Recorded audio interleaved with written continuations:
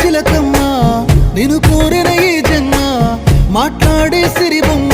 నా బతుకంతా నీకమ్మా కుదురుగా